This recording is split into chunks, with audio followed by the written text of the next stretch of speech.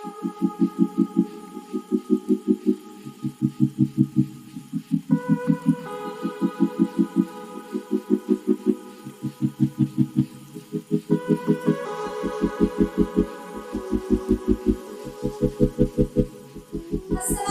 everyone. Hope you all are doing good. Today we are going to discuss the modern periodic table. इस topic में हमने पढ़ना है कि मॉडर्न पीरियोडिक टेबल कैसे कंस्ट्रक्ट हुआ, ठीक है, and how the elements were arranged in the modern periodic table, on what basis elements were arranged in modern periodic table, ठीक है। तो याद रखिएगा मॉडर्न पीरियोडिक टेबल के लिए जिसका पीरियोडिक लॉ यूज किया गया था वो था मूजले, ठीक है। मूजले एक साइंटिस्ट था जिसने 1913 के अंदर पीरियोडिक लॉ दिया जिसको कहते हैं मॉडर्न पीरियोडिक लॉ, ठीक है। इसने 1913 के अंदर एक पीरियोडिक लॉ दिया जो कि किसकी जो है वो थी एडवांसमेंट थी। यही पीरियोडिक टेबल जो है वो किसकी एडवांसमेंट थी, मेंडलीव की, ठीक है। इसने असल के अंदर जो है वो मेंडलीव एक साइंटिस्ट था जिसको हमने जो प्रीवियस लेक्चर के अंदर कवर कर लिया था। मेंडलीव एक साइंटिस्ट था जिसने पीरियोडिक लॉ दिया था, लेकिन उसके पीरियोडिक लॉ में जो टर्म उसने यूज की थी वो क्या थी, वही उसकी ड्रॉबैक बन गई थी, ठीक है। तो उस टर्म को किसने रिप्लेस किया, मूजले ने 1913 के अंदर। बस उसका जो पीरियोडिक है वो बिल्कुल मेंडलीव की तरह सेम है, बस उसके अंदर थोड़ी सी उसने जो है वो मॉडिफिकेशन की थी, एक टर्म को बस उसने रिप्लेस कर दिया था, ठीक है। तो इसका मॉडर्न पहले तो पीरियोडिक लॉ देख लेते हैं कि क्या था। इसने जो लॉ दिया था वो दिया था physical and chemical properties of an element. Physical and chemical properties of an element are the periodic function of their atomic number, ठीक है। ये था इसका मॉडर्न पीरियोडिक लॉ, ठीक है। क्या है, the physical and chemical properties of an element are the periodic function of their atomic number. अच्छा, यही सेम स्टेटमेंट थी, यही सेम पीरियोडिक टेबल किसका था, मेंडलीव का, ठीक है। मेंडलीव का भी यही सेम पीरियोडिक जो है वो लॉ था, लेकिन उसने एटॉमिक नंबर की जगह क्या यूज किया था, मेंडलीव ने यूज किया था एटॉमिक मास, जिसको हम ए से शो करते हैं, ठीक है। उसने एटॉमिक मास की बात कर दी थी, और आप लोगों को पता है कि एटॉमिक मास क्या होता है, the number of protons and neutrons, ठीक है। Number of protons and neutrons present in the nucleus of an atom is called its atomic mass, ठीक है। लेकिन क्या हुआ कि उसने जब एटॉमिक मास को रखा एटॉमिक नंबर की जगह, तो इस पीरियोडिक लॉ के अकॉर्डिंग तो क्या हुआ कि एलिमेंट्स अरेंज नहीं हो पाए, कुछ स्पेसेस खाली छोड़ दी थी उसने, क्योंकि इस पीरियोडिक टेबल के अकॉर्डिंग एलिमेंट्स पीरियोडिक टेबल के अंदर अरेंज नहीं हो पाए, ठीक है। फिर मूजले ने थोड़ा सा उसको जो मॉडिफाई किया, उसके लॉ में थोड़ी सी मॉडिफिकेशन लाया और एटॉमिक मास की जगह एटॉमिक नंबर की बात कर दी, ठीक है। और एटॉमिक नंबर क्या कहलाता है, the number of protons present in the nucleus of an atom is called its atomic number, ठीक है। याद रखिएगा एटॉमिक मास और एटॉमिक नंबर में डिफरेंस, ये सिर्फ प्रोटॉन्स की बात कर रहे हैं यहाँ पे, और यहाँ पे प्रोटॉन्स और न्यूट्रॉन्स दोनों की बात कर रहे हैं, ठीक है। यहाँ तक बात क्लियर हो गई। अब स्टेटमेंट का मतलब समझते हैं कि इस स्टेटमेंट का मतलब क्या है। इसका मतलब है कि किसी भी एलिमेंट की फिजिकल और केमिकल प्रॉपर्टीज, किसी भी एलिमेंट की फिजिकल और केमिकल प्रॉपर्टीज उसके एटॉमिक नंबर का पीरियोडिक फंक्शन है, सही है। किसी भी एलिमेंट की इधर it could be hydrogen, oxygen, nitrogen, जो भी एलिमेंट है उसकी फिजिकल और केमिकल प्रॉपर्टीज उसके एटॉमिक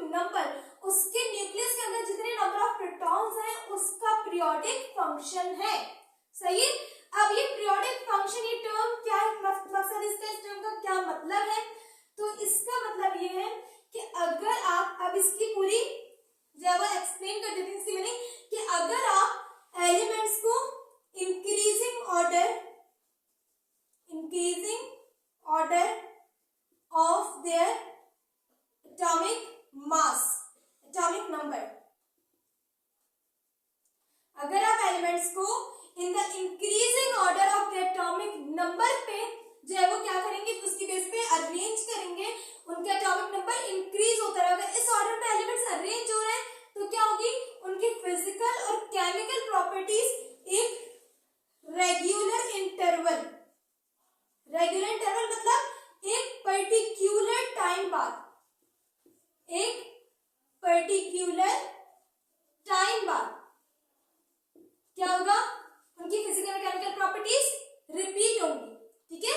अगर तो आपने एलिमेंट्स को in the increasing order of their atomic number पे उसकी बेस पे अरेंज किया तो उनकी फिजिकल और केमिकल प्रॉपर्टीज एक पर्टिकुलर टाइम, एक रेगुलर इंटरवल के बाद रिपीट होंगी। सही है। जैसे आप स्कूल्स में देखते हैं कि आपके टोटल 8 यूनिट्स होते हैं, 1 2 3 4 5 6 7 8। ठीक है। टोटल एक दिन में 8 यूनिट होते हैं। उस 8 यूनिट के बाद जो है वो फर्स्ट यूनिट क्या होता है, वापस रिपीट होता है। 1 से लेके आपके पास 8 तक यूनिट्स होते हैं। ठीक है। उस 8 यूनिट के बाद वो फर्स्ट यूनिट वापस से रिपीट होता है। सही है। तो ये है उसका एक पर्टिकुलर टाइम, सही है, रिपीट होने का। वो फर्स्ट यूनिट का जब वो एक पर्टिकुलर टाइम, एक रेगुलर इंटरवल के बाद वो वापस से रिपीट होता है। तो इसी तरीके से फिजिकल और केमिकल प्रॉपर्टीज भी एक पर्टिकुलर टाइम बाद क्या होंगी, रिपीट होंगी। यहां तक बात क्लियर हो गई। ये था उसका पीरियोडिक लॉ।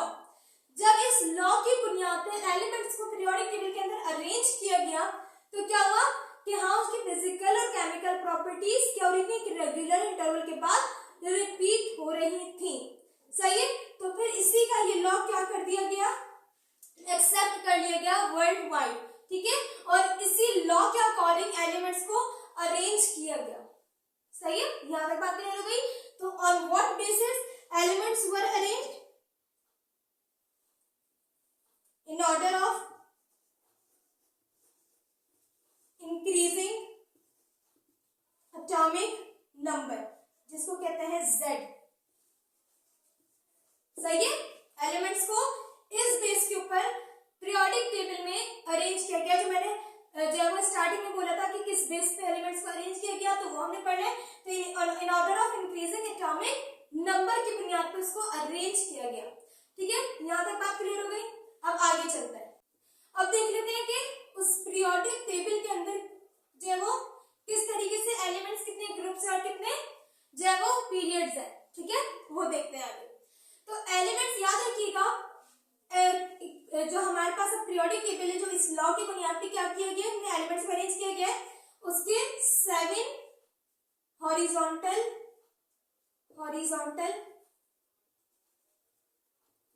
उसमें 7 हॉरिजॉन्टल रॉज है। सही है। जिन्हें कहते हैं पीरियड्स। सही है। इसके अंदर 7 पीरियड्स हैं और 18 वर्टिकल कॉलम्स हैं, जिन्हें कहते हैं आप क्या, ग्रुप्स। ठीक है। अब जो पीरियोडिक टेबल, उस पीरियोडिक लॉ के अकॉर्डिंग क्या किया गया है, कंस्ट्रक्ट किया गया है। इसके अंदर 7 हॉरिजॉन्टल रॉज हैं और 18 वर्टिकल कॉलम्स हैं। इसका मतलब 7 पीरियड्स और 18 ग्रुप्स हैं। वर्टिकल कॉलम, हॉरिजॉन्टल रॉ का मतलब जो लेफ्ट टू राइट जाए, इस तरीके से 1 2 3, ये हो गई 7 हॉरिजॉन्टल रॉज। सही है। 1 2 3 4 5 6 और 7। सही है। ये है हॉरिजॉन्टल रोज, जिनको कहते हैं पीरियड। इस तरीके से उसमें 7 पीरियड्स बने हुए। और इसी तरीके से अगर आप वर्टिकल वाले में देखेंगे तो इस तरीके से 18 जो है वो कॉलम से बने हुए होंगे। सही है। तो ये क्या है, ये है आपके ग्रुप्स और ये